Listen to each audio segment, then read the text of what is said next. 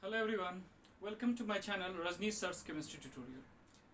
Today we are going to continue same chapter, that is some basic concepts of chemistry. In the first two lectures we have discussed everything about the mole concept and basic laws of chemistry. Now today we'll be doing limiting reagent and also we'll be seeing mole calculations based on like empirical and molecular formula. So only these two topics are left in this chapter that we are supposed to discuss, and then few basic concentration terms that we have to discuss. So let's first get started without wasting any time. We'll first do here limiting reagent. What is limiting reagent? Whenever any chemical reaction is taking place, at that time there are many reactants, there may be at least two reactants. Then in that case, if one of them gets used up, then because of that reactant, reaction stops. Reaction cannot proceed further because there is one reactant which was present in smaller proportion than what it was required. So that got consumed. Since that particular reactant, any one reactant got consumed, so reaction will stop there only. Because without that reactant, reaction cannot proceed further. That is why reaction stops. So reaction stops due to this one particular reactant which got consumed first. So that's why this reactant is called limiting reagent, because it limits the formation of product. It is limiting the reaction to proceed further. That's why the name was given limiting reagent. So what is a limiting reagent? I just defined it. The reactant which gets consumed first during a chemical reaction is called limiting reagent. So let me first write it, then I'll continue. So limiting reagents definition first I'll write it. The reactant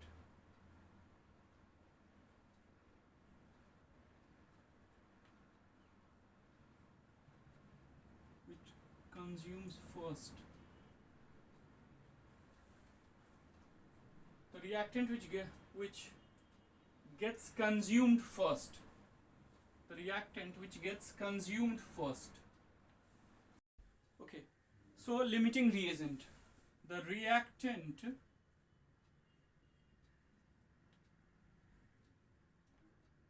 which gets consumed first.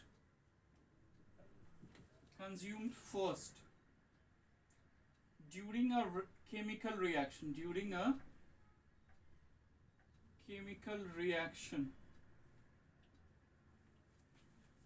It's called limiting reagent.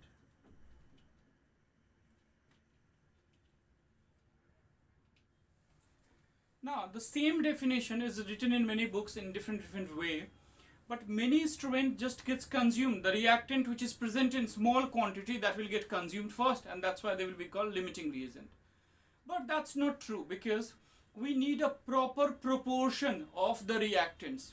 So maybe sometimes when something is getting consumed like 1 gram, then other may get consumed 10 grams. So for particular reaction, you have to see that in what ratio reactants are getting consumed. You might not understand by this vague idea, so I will first take one example to explain this thing. So now take one example, like carbon is reacting with oxygen to give you here carbon dioxide. Carbon reacts with oxygen to give you carbon dioxide. So if I talk about carbon is present in solid state, so I am writing S. Oxygen is present in gaseous state, so I am writing G. And carbon dioxide is formed in gaseous state only, so I am writing it here G.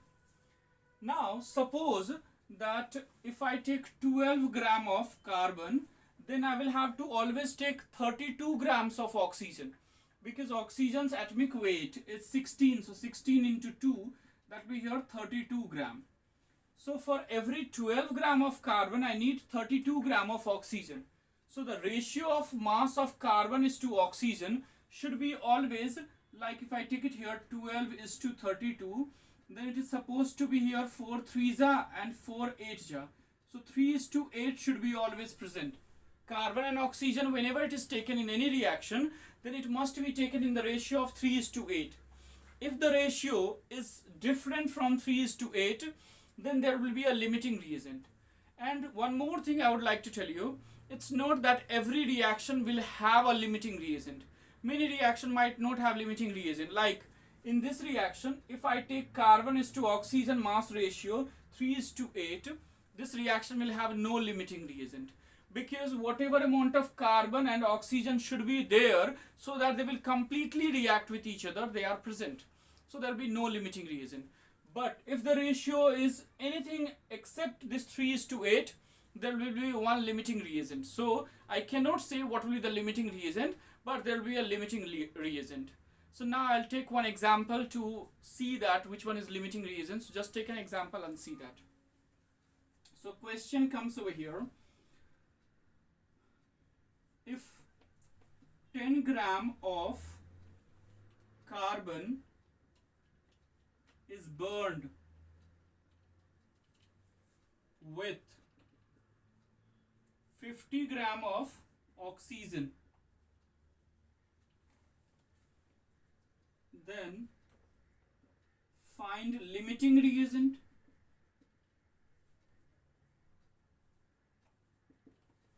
Then find limiting reagent. Also find mass of excess reagent, and you can also find out what is not reacted completely. That means what is left, that is called excess reagent. So you may be asked to find out mass of excess reagent left after the reaction. So here also find mass of excess reagent or reactant left after the reaction.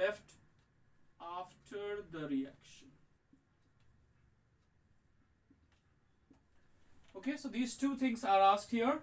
One, that what is limiting reagent, one, what is excess reagent, and what mass of excess reagent is left after the reaction. So these three things we are going to see it here. Let's solve this.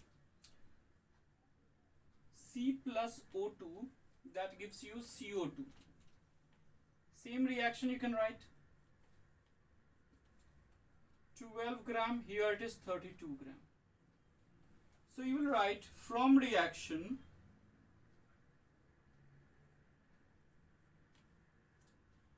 (12 gram of carbon reacts with 32 grams of oxygen. So you can take mass of any element, either mass of carbon or mass of oxygen, and find the mass of other element that will be required to completely react with the given mass. So 10 gram, I am taking it away, 10 gram of carbon will react with X gram of O2. Okay, so X value I have to find out. This is a unitary method. So X will be equal to 10 into 32 divided by 12. 4 3s are and 4 8s are. So this is 80 upon 3, which is nothing but, I can say that this will be equal to 3 2s are 6. This will be here 20, 3 6 ja, and 2 upon 3 it will be here. Gram. 3 2s are 6 and 20, so 3 6 ja, 18, so 2 upon 3. So 26, 2 upon 3, or you can write it here that this is equal to 26.67 gram. You can write it here. Now the mass of oxygen required is 26.67 gram, but the mass of oxygen given is 50 gram. So requirement is here low, whereas the given mass being high, that is 50 gram. So my carbon will become limiting reagent. Here mass of oxygen required is 26.67 gram, and the given mass of oxygen is 50 gram. So because of that, I can say that the mass of oxygen given is higher than the mass of oxygen required. So oxygen is excess reagent and carbon is limiting reagent. Okay, fine. So we got the mass of oxygen required, and that mass is nothing but 26.67 gram. Now given mass of oxygen is 50 gram. So I can write it here that limiting reagent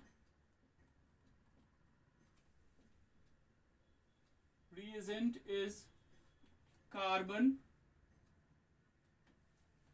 Excess reagent is oxygen. Excess reagent is oxygen. Reagent means reactant. Oxygen. Mass of oxygen left after the reaction. So 26.67 gram of oxygen will get consumed while burning of 10 gram of carbon. So mass of excess reagent, that is oxygen, left after the reaction. After the reaction is 50 minus 26.67. So that is 3.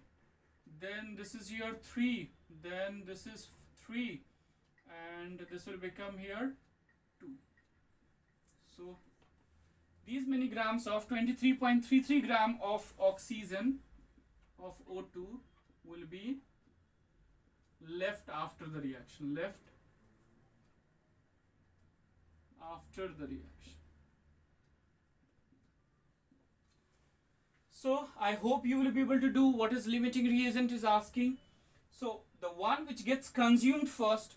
So 10 gram of carbon requires only 26.67 gram of oxygen. So as soon as 10 gram of carbon will react with 26.67 gram of oxygen, carbon will get completely used up. Oxygen is still left, so oxygen is not limiting reagent, but it is excess reagent. Because carbon got consumed, now reaction cannot proceed further because carbon is not available. Carbon dioxide formation cannot take place. That's why carbon is called limiting reagent. So I hope it is clear. One more example we'll see for the same thing. One more example. So here question is 20 gram of hydrogen H2 reacts with 100 gram of O2. Find limiting reagent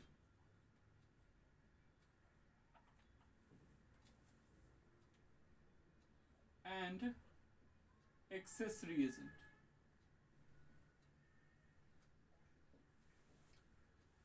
Find the amount of water formed. Find amount of water formed and mass of excess reagent left. Mass of excess reagent left after the reaction.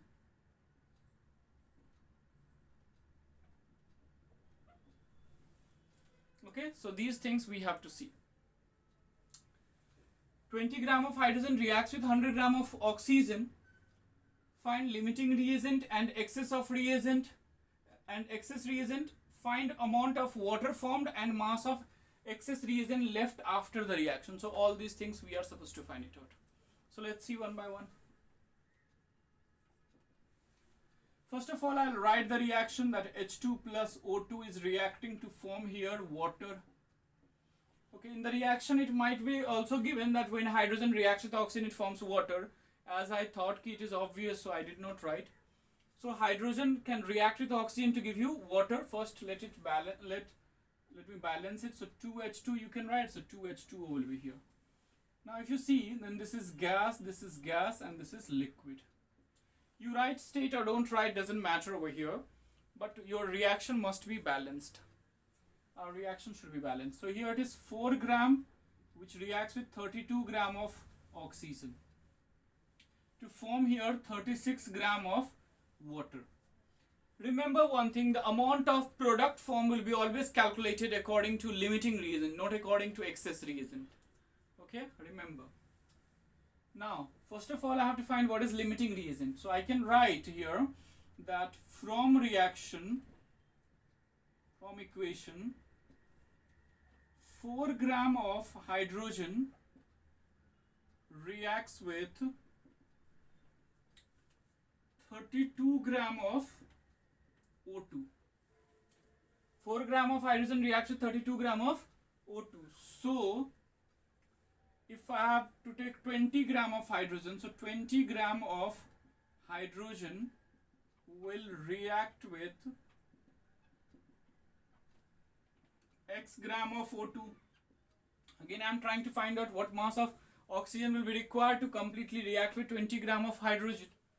So x will be equal to here 20 into 32.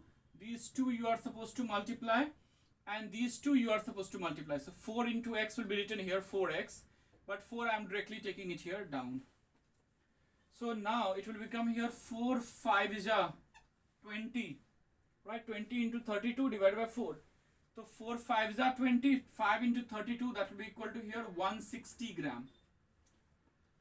Which means what? That so mass of oxygen O2 needed for 20 gram of H2 is 160 gram. What is the mass of O2 given? Only 100 gram. But mass of O2 is only 100 gram. Mass of O2 is only 100 gram. So whatever amount of oxygen is needed, that much is not given. So O2 is getting consumed first. H2 will be left unreacted. So O2 is limiting reagents. But mass of O2 is only 100 gram. So O2 is limiting reagent.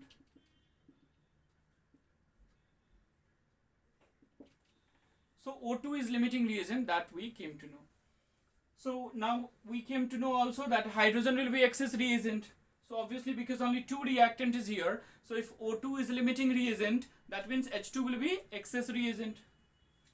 So H2 will be excess reagent.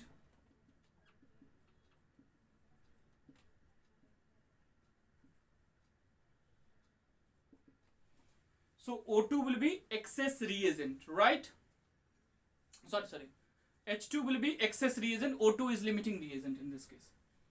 Okay, now I have to find it out what mass of H2 will get consumed with 100 gram of oxygen. So, again, from reaction, 32 gram of oxygen reacts with 4 gram of hydrogen. So 100 gram of oxygen will react with what mass of hydrogen?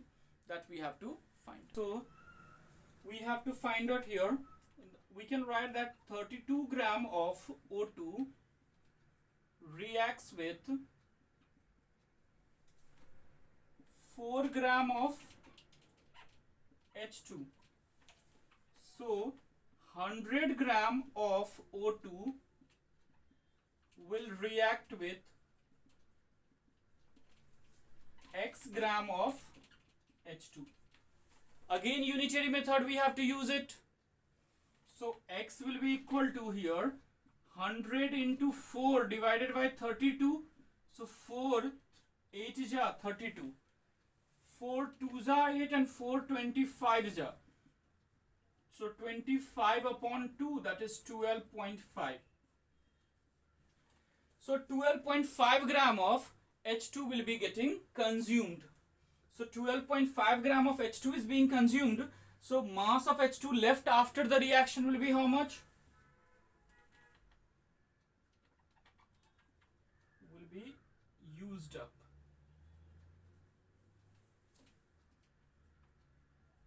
Mass of H2 left will be equal to 20 minus 12.5, that's 7.5. So mass of water formed we have to see. So mass of water formed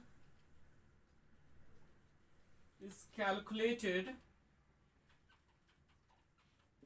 by mass of O2 as O2 is limiting reagent. I have already told that O2 will be limiting reagent that we have already found, and limiting reagent decide that how much amount of water will be formed. So I can say that 32 gram of O2 forms 36 gram of H2O. So 100 gram of O2 will form X gram of H2O. So X will be equal to 100 into 36 divided by 32. So it is 4 8 ja and 4 9 ja. Okay. And 4 2 ja 8 and 4 25 ja. So this is coming as 12.5 into 9. And this will just calculate and write it down the final. So this comes to be 112.5 gram of H2. This is the final answer. Let's now discuss, if percentage compositions are given, then how to find empirical formula and then how to find molecular formula. So we'll see one by one how to find empirical formula and then we'll see how to find molecular formula. But what I'm discussing right now is to find empirical and molecular formula from given percentage composition of elements. So there will be a compound given to you, and they will be telling you that there is a compound which contains such percentage of these constituent elements. So every element's constituent elements percentage composition in the compound will be given to you. How to find percentage composition, that we have already discussed in the previous lecture, in the second lecture. So right now we are going to discuss, if percentage composition is given, then how to find empirical formula and molecular formula. So first of all, I am taking one example to explain the same thing. So now I am going to find out empirical formula from the given percentage composition of elements of a compound. First of all, I am reading out this question because it may not be clearly visible. So a compound contains carbon, hydrogen and oxygen only. Percentage composition of carbon, hydrogen and oxygen are 40%, 6.67%, 53.33% respectively. Find empirical formula of the compound. So we have to find out empirical formula of the compound. Element, percentage composition, atomic mass, relative number of atoms, simplest atomic ratio and simplest whole number ratio. These are the things that we have to make in the table. Okay. Elements. So elements are what? This table you have to first make. These headings you have to remember it. That first you will take element, then you will take percentage composition, then atomic mass, then relative number of atoms, then simplest atomic ratio, then simplest whole number ratio. So these headings you have to just remember it. Now take elements. So elements are given here is carbon, hydrogen and oxygen. So I'll just take them here. Carbon, hydrogen and oxygen. Carbon's percentage composition is 40%, so 40 I'll write. Percentage is already written up, so we don't need to write. Then hydrogen's percentage is here 6.67% and oxygen is 53.33%. So this we can write it down. These things are already given in the question, so we don't have to do anything about it. We have been already given all these things. Now atomic mass will be either given in the question, but if it is a common element, then it might not be given to you. So you have to remember it. So carbon's atomic mass is 12 gram, hydrogen is 1 gram, and oxygen is 16 grams. So you can write it down. You can take help of your textbook if you don't remember atomic masses and not given in the textbook, you can see it. In exam, it will be given to you, atomic masses for non-common elements. For common elements like nitrogen, carbon, hydrogen, oxygen, all these things you need to remember. Sodium, potassium, these are common elements. You need to remember their atomic masses. Now, relative number of atoms, if I am finding it out, then I have to do the percentage composition what is given to me. That needs to be divided by the atomic mass. So I'll divide it by 12. 6.67 I will divide it by 6.67 I will divide it by 1, and it is 53.33, that is divided by 16. And remember, we have to divide it by their atomic masses, okay, not by the molecular mass, because many student divides sometimes by the 32 here or by 8. So atomic mass I have to use, not atomic number, and not molecular mass. So 8 or 32, anything you use it here, that will go wrong. You have to use it here 12 only. 6 if you write, it will go wrong. Now we have to divide it here. So 40 if you divide it by 12, then 4 10 ja and 4 3 ja. So this will be coming here 3.33. Okay, 3 3s are 9, then 1, then will be 3.33. This is 6.67, and this will be 16 3s are 48. So this will be coming approximately 3.33. You can use your calculator also right now, but later on try to divide it by your own by simple methods that you have learned till 10th standard. Okay, these division you should be good at it. Okay, so now we have got it here. 3.33, 6.67, 3.33. Out of these values, you will get one which will be the smallest. Here 2 are smallest. You can say 3.33, 3.33. So you can take the smallest one and you can divide all of them by that smallest value. That is called simplest atomic ratio. So this is 3.33 divided by 3.33. That's coming 1. This is 6.67 divided by 3.33. That's coming approximately 2. And this is 3.33 divided by 3.33.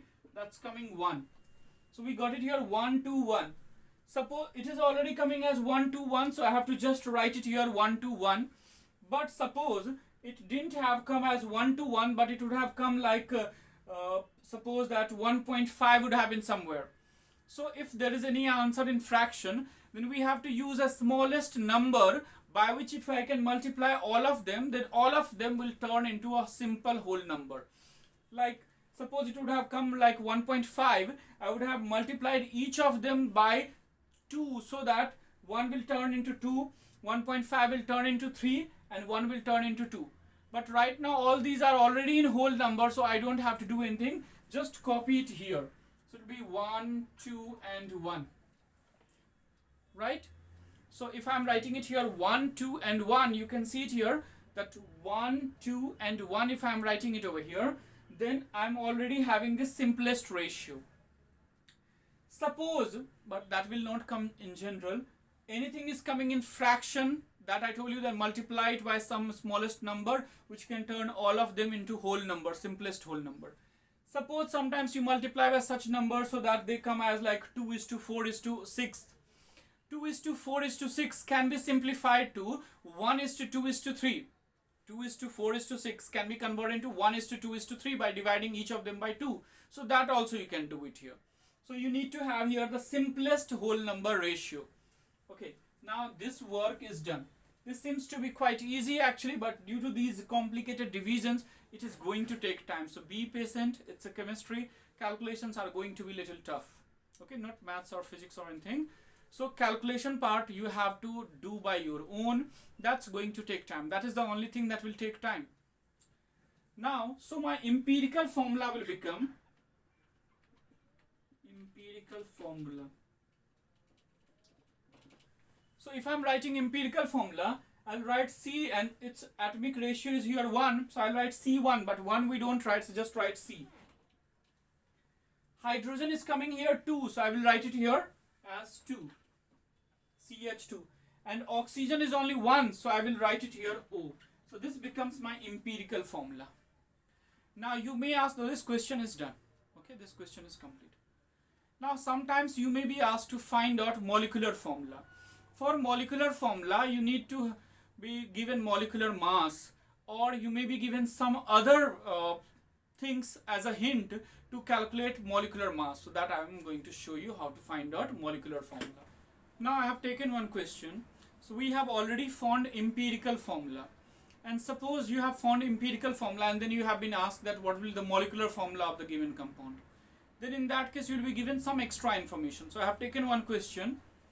Empirical formula of a compound is CH2O. This same thing I had got empirical formula in the previous question. That's why I have taken the same. If molecular mass is 60U, then find its molecular formula. So I have to find molecular formula. But here molecular mass is given to me. So you will be given either molecular mass, or you may be asked to like calculate molecular mass by some hint. That hint I will discuss after this. So first of all, what you are supposed to do is, molecular mass is 60U. So first of all, find empirical mass. Empirical mass. Empirical mass is equal to empirical mass of CH2O will be equal to 12 plus 2 plus 16. So 12 plus 2, that will become here 14. 14 plus 16, that will be equal to 30 U. Molecular mass is already given to me. Molecular mass is equal to 60 U. So you have to find out one thing called N. N is the ratio of molecular mass to empirical mass. So molecular formula mass or molecular mass, you can just write molecular mass upon empirical mass. So molecular mass is 60 and empirical mass is only 30. Now you should also understand that if your empirical formula was wrong, then this will not come in whole number. This should always come in whole number. 1, 2, 3, 4, 5, like that. It should not come anything else. So this is coming here too. Now the formula is that molecular formula is equal to empirical formula into N. Empirical formula is CH2O and here N came 2, so it will become here C2H4O2. It will become, molecular formula becomes C2H4O2. So this way you will be able to calculate molecular formula of any substance. Now here I have directly given the molecular formula, molecular mass. Now I told you that you may be given some other hint. So what hint would be given to you, that I am going to discuss. So now I am going to find out empirical formula from the given percentage composition of elements of a compound. First of all, I am reading out this question because it may not be clearly visible. So a compound contains carbon, hydrogen and oxygen only. Percentage composition of carbon, hydrogen and oxygen are 40%, 6.67%, 53.33% respectively. Find empirical formula of the compound. So we have to find out empirical formula of the compound. Element, percentage composition, atomic mass, relative number of atoms, simplest atomic ratio and simplest whole number ratio. These are the things that we have to make in the table. Okay. Elements. So elements are what? This table you have to first make. These headings you have to remember it. That first you will take element, then you will take percentage composition, then atomic mass, then relative number of atoms, then simplest atomic ratio, then simplest whole number ratio. So these headings you have to just remember it. Now take elements. So elements are given here is carbon, hydrogen and oxygen. So I'll just take them here. Carbon, hydrogen and oxygen. Carbon's percentage composition is 40%. So 40 I'll write. Percentage is already written up, so we don't need to write. Then hydrogen's percentage is here 6.67% and oxygen is 53.33%. So this we can write it down. These things are already given in the question, so we don't have to do anything about it. We have been already given all these things. Now atomic mass will be either given in the question, but if it is a common element then it might not be given to you, so you have to remember it. So carbon's atomic mass is 12 gram, hydrogen is 1 gram and oxygen is 16 grams. So you can write it down. You can take help of your textbook if you don't remember atomic masses and not given in the textbook, you can see it. In exam it will be given to you, atomic masses for non-common elements. For common elements like nitrogen, carbon, hydrogen, oxygen, all these things you need to remember. Sodium, potassium, these are common elements. You need to remember their atomic masses. Now, relative number of atoms, if I am finding it out, then I have to do the percentage composition what is given to me. That needs to be divided by the atomic mass. So I will divide it by 12. 6.67 I will divide it by 6.67 I will divide it by 1 and it is 53.33, that is divided by 16. And remember we have to divide it by their atomic masses. Okay, not by the molecular mass, because many student divides sometimes by the 32 here or by 8. So atomic mass I have to use, not atomic number and not molecular mass. So 8 or 32, anything you use it here, that will go wrong. You have to use it here 12 only. 6 if you write, it will go wrong. Now we have to divide it here. So 40 if you divide it by 12, then 4 10 and 4 3 ja. So this will be coming here 3.33. Okay, 3 threes are 9, then 1, then will be 3.33. This is 6.67, and this will be 16 threes are 48. So this will be coming approximately 3.33. You can use your calculator also right now, but later on try to divide it by your own by simple methods that you have learned till 10th standard. Okay, these division you should be good at it. Okay. Now I'll discuss last part of this chapter, which is very important part. Actually, whenever we do any chemical reaction, then that takes place in solution. Any chemical reaction would take place in any solution. Generally, solvent used is water, but it can be sometimes organic solvent also. So depending on reactions, it could change. But there is a term which you will be using very frequently, that is called concentration. What is this concentration? So concentration is basically amount of solute which is present in a given volume of solvent. So it's actually very common topic, very common thing in chemistry, because concentration is needed everywhere. For many reactions you'll be seeing it everywhere, you'll be seeing this concentration terms to be used. Now there is not only a single way to represent the concentration, there are many ways to represent the concentration. So we are trying to see that what are the ways to express the concentration and how will we calculate concentration. First of all, when I have talked about solution, so first of all I am telling you what is a solution, then what is solute, what is solvent, and then we'll see the concentration terms which are used in chemistry. So first of all, that is solution. So it is a mixture of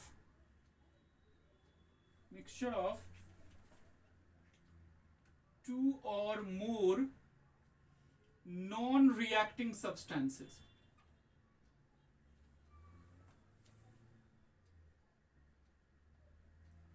Now you may ask why it is non-reacting substances. It's because that if you are taking reacting substances, then two substances are mixed, they will react to form something. If they are forming something, they are forming compound, they are not forming any solution. Solution is a physical mixture, not a chemical reaction. So solution. Then comes here that here I wrote that it is a mixture of two or more non-reacting substances, but this two or more I am not going to study, will be only studying two only. Two components. So there will be a binary solution. What do you mean by binary solution? Binary solution. The solution which have only two components only in it is called binary solution.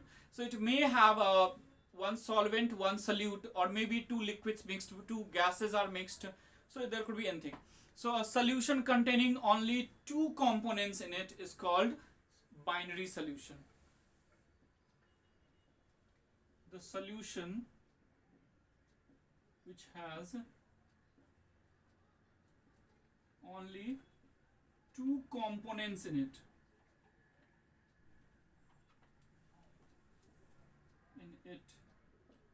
it's called binary solution. The solution which has only two components in it is called binary solution. As for example, sugar in water,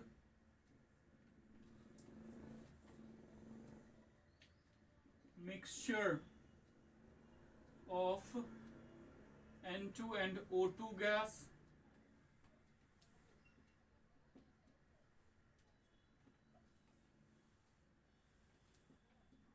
alloy of iron and carbon. So these are containing only two components, sugar and water only. Nitrogen and oxygen gas is only present in it. Iron and carbon is only present in the alloy. So these are all called binary solutions. Okay. Solution does not mean that it should be always in liquid state. It could be in solid, liquid, or gaseous, any three state, any of these three state. And there are total 9 types of solution according to the states of the substances. That solid could be in liquid, solid, and gas. Similarly, solvent can be also in solid, liquid, and gas. So 3 3s are 9, total 9 types of solutions we can have. Now there is solute. What is solute? The component of the solution which is present in smaller proportion is called solute. The component of a solution which is present in smaller proportion in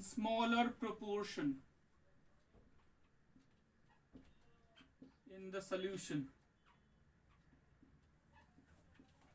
is called solute. Then comes here solvent. The component of a solution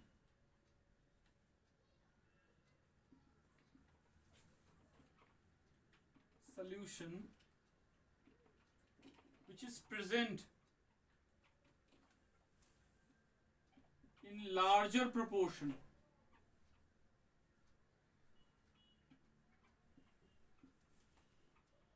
in the solution is called solvent. As for example, if I talk about like sugar syrup, the sugar we add in small quantity and water will be in larger quantity. So that is called, sugar is solute and water will be called solvent. Sugar syrup. In this solution,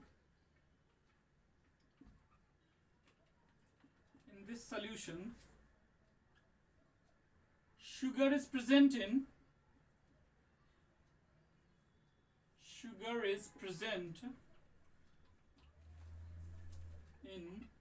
smaller proportion.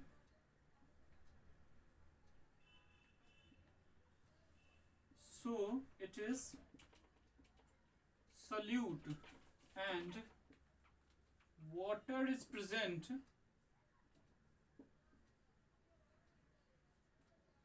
in higher proportion.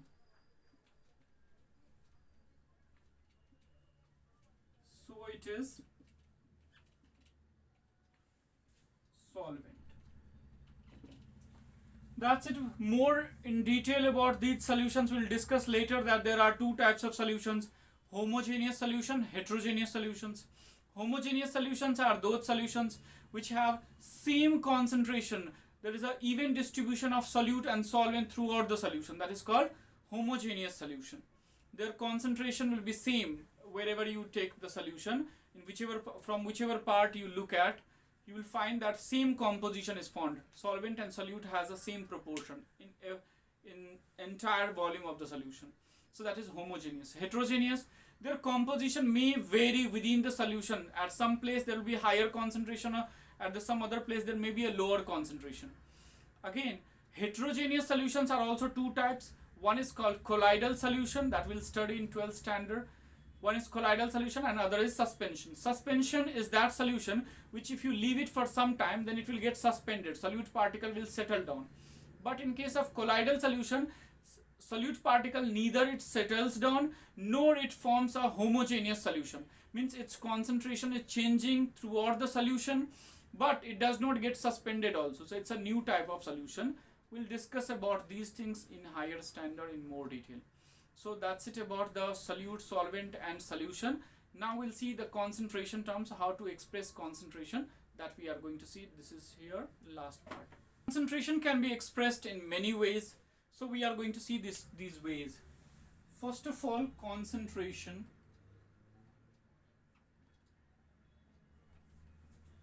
This is mass percent. We write it here W by W also, mass percent, or percentage by mass. So W by W we write it here. This is mass of solute. Sometimes other component can also be taken, but in general, whenever we are talking about mass percent, it will be mass of solute only. But exceptional cases are always there in chemistry. So, but mostly take mass of solute only here. So mass of solute upon mass of solution into 100. Second, volume percent. That is V by V. This is volume of solute upon volume of solution, volume of solution into 100. Third, mass by volume percent, W by V percent. This will be here mass of solute upon volume of solution into 100. These are the common terms that we use it in day-to-day life also. That's why they have modified like mass percent. So mass of solute solvent, we can take solute and solution. Volume, if solute and solvent both are liquid, then this is preferred, volume of solute upon volume of solution. If it is like solute is solid but solvent is liquid, then we can prefer this mass upon volume. So it is mass of solute upon volume of solution into 100. So like that we can use it. So these are the three ways to express concentration. Now we'll see few more ways. That is, first is called molarity. Molarity we represent it by capital M. That's equal to number of moles of solute,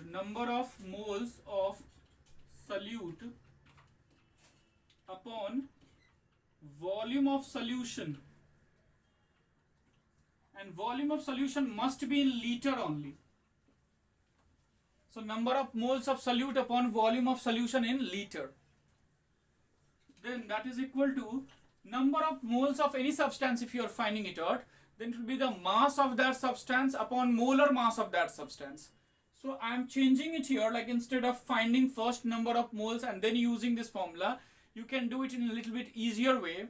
You can find it out here, mass of solute upon molar mass of solute,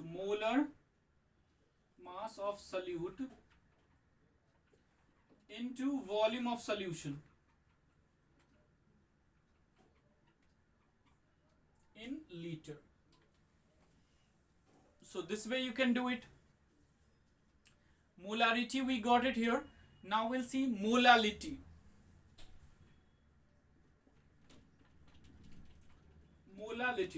Both sounds almost same. Molarity, R is there, molality, L is there. So molarity does not have a much difference. The difference is only that number of moles of solute will be taking here also same, but instead of using volume of solution, we'll be using mass of solvent. Will be using it over here. So I'm just doing it here. Number of moles of solute upon mass of solvent in kg. Okay, mass of solvent in kg. Again we can modify slightly, just like molarity.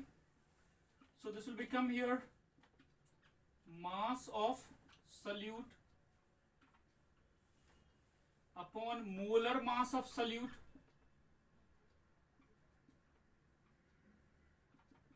into mass of solvent in kg. So the difference between molarity and molality is only that we are taking it here number of moles in both the cases, number of moles of solute, but here volume of solution it is, here volume of mass of solvent is here. So mass and volume and solution and solvent, these two things are different. So now we'll have to see two more concentration terms, that is called mole fraction and parts per million. Okay, concentration now we have to see mole fraction. This is sixth. Mole fraction. Mole fraction we represent it by X or Xi we call it. So this is number of moles of a component. Number of moles of a component of the component. Whichever component's mole fraction you are finding out, that compound's number of moles you have to take it over here upon total number of moles in solution. Total number of moles in solution. To understand this, I just give you one example. Question: solution is made by mixing of liquid A and liquid B.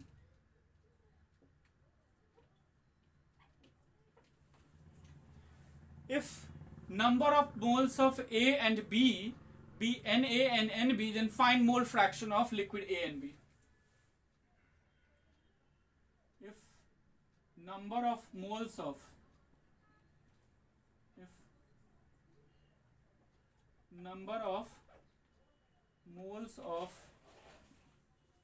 liquid A and B be Na and Nb respectively, then find Na and Nb, then find mole fraction of liquid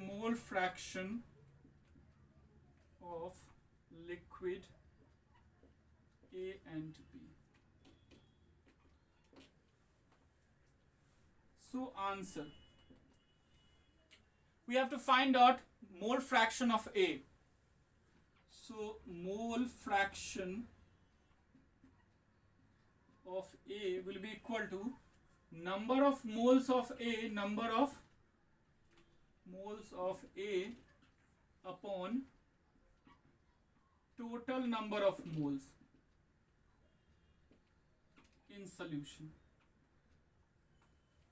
So XA, if I represent it, because it is mole fraction of A, so XA we can use to represent that. So number of moles of A is Na, so we can write Na, and total number of moles will be Na plus Nb, so we can write it there. Similarly,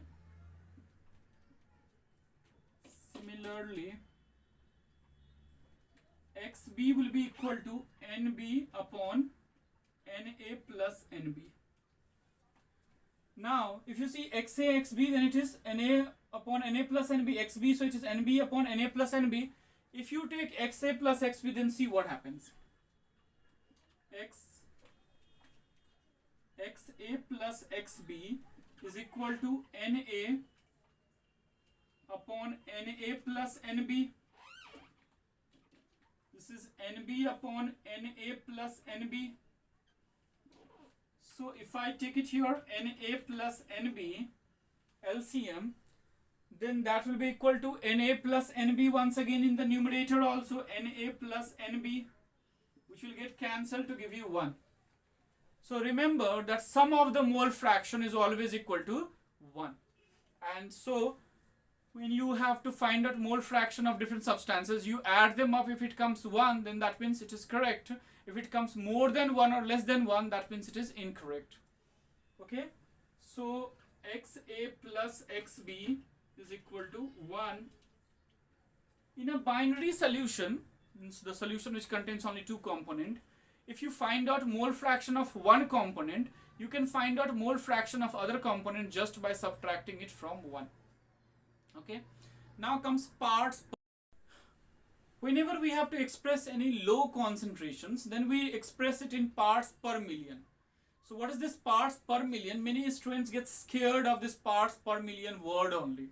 Okay, this is nothing but just like it's a mass percentage. Okay, so it is very simple, but it is used only if you have to express very low concentration. Low concentration, like we add 1 parts per million parts of water, fluorine, which makes our teeth stronger. So to have a healthy teeth, this government adds 1 ppm of fluorine in the drinking supply of water.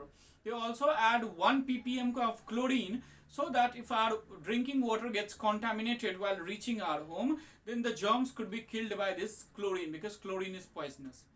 Fluorine is also present in our toothpaste also, so you can see that fluorine will be written over there. But since everybody may not be able to afford that toothpaste, fluorinated toothpaste, because of that government also adds that fluorine to water, so that a person will be able to get that enough amount of fluorine which will keep their teeth healthy. So in that cases only very low concentrations are needed. In case of fluorine, if 2 parts per million of fluorine is added, then it might break your teeth also. It may make your teeth mortal, easily breakable. So only 1 ppm is required. So concentration terms here now comes, that is called 7th it is. So it is parts per million. Parts per million. This is number of parts of solute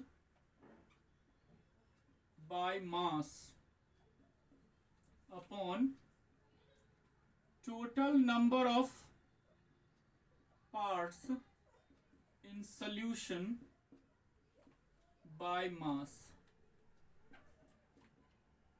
into 10 raised to 6, because in million it is 10 lakhs, so it is 10 raised to 6 it will be.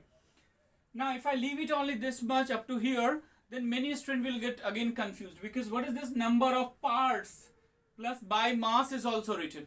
So I am doing it one more step over here, and you have to simply write it here, mass of solute upon mass of solution into 10 raised to 6. I hope now it is very simple. What you were doing earlier to find mass percent, mass of solute upon mass of solution, same thing you have to do. There you were multiplying it by 100, you need to multiply it by 10 raised to 6. Okay. Now the last formula that I am going to write, which is not in CBSE, but suppose sometimes it will be needed, that's why I am just writing it. This is extra knowledge. So this is coming as normality.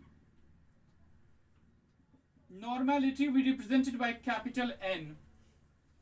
This is number of gram equivalent weight upon volume of solution in liter.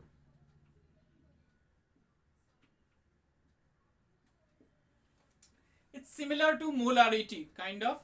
It's similar to molarity because it is volume of solution in liter it is.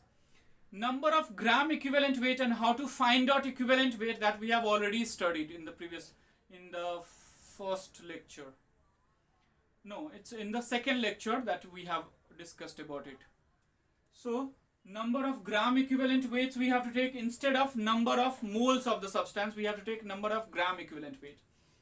We can also slightly again modify it. This will be equal to mass of solute upon equivalent weight of solute. So instead of molar weight, you have to take it here, equivalent weight of solute into volume of solution. And it should be in liter. So like that you can find out normality. Normality and molarity has a basic relationship. So I am just writing that, that's it. So molarity, normality is equal to N into molarity.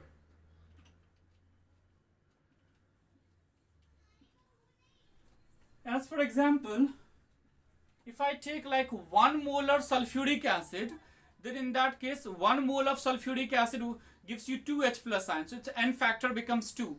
So its normality will become 2. For example, 1 molar H2SO4 will have normality of 2. Okay, 2 normal it will be. Because 1 mole